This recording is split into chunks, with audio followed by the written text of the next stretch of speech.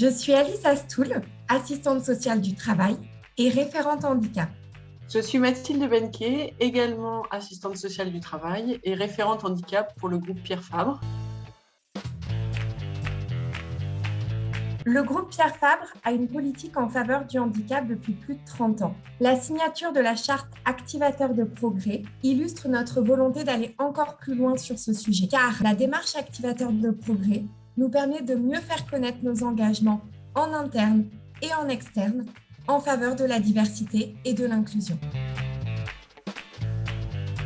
Au niveau interne, donc on a utilisé notre site intranet. On a également utilisé donc un flash RH qu'on avait envoyé à l'ensemble de nos collaborateurs France. On a utilisé également les affichages télé et les affichages en salle de pause. Et on a pu profiter des bandeaux mail qui étaient proposés par Activateur de progrès, qu'on a ajouté donc à la fin de nos mails. Nous avons également communiqué en externe via les réseaux sociaux. Nous allons ajouter sur nos offres d'emploi le hashtag Activateur de progrès afin d'être plus visible également.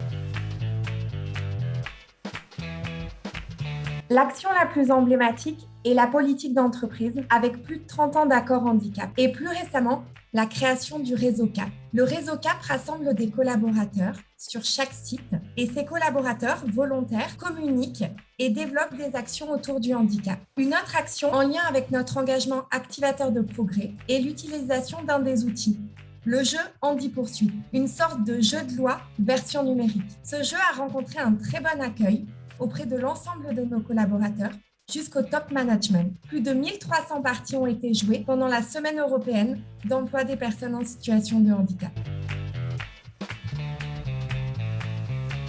Notre dernier exemple en date est celui de l'accueil d'une stagiaire sourde. Une équipe toulousaine a été volontaire pour l'accueillir au vu de ses compétences et de sa thématique de stage. Mais il fallait au préalable se poser un certain nombre de questions sur les modes de communication dans l'équipe et sur la sécurité dans les laboratoires de recherche. Grâce à cette jeune femme, notre organisation a été obligée de réfléchir en collectif avec toutes les parties prenantes. Il en est ressorti un projet global d'accueil et surtout une dynamique de travail partenarial qui nous a tous enrichis. Au sein même de l'équipe accueillante, un certain nombre d'aménagements ont été faits et sont profitables à tous. Je pense particulièrement à la conduite de réunions. Les supports sont désormais envoyés en amont des réunions, ce qui permet une meilleure préparation. Il n'est plus non plus question de prendre la parole de façon désordonnée, ni de se couper la parole. L'écoute est facilitée pour tous. Par ailleurs, grâce à une collègue d'un autre site qui s'était formée pendant le confinement à la langue des signes française, nous avons pu bénéficier d'une demi-journée d'initiation à la langue des signes et à la culture sourde.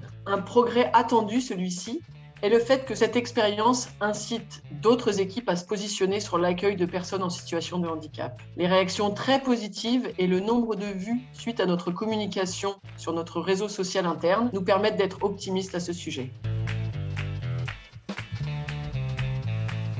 Il n'y a aucune raison de ne pas s'engager. La communication d'Activateur de progrès est résolument moderne, positive et impactante.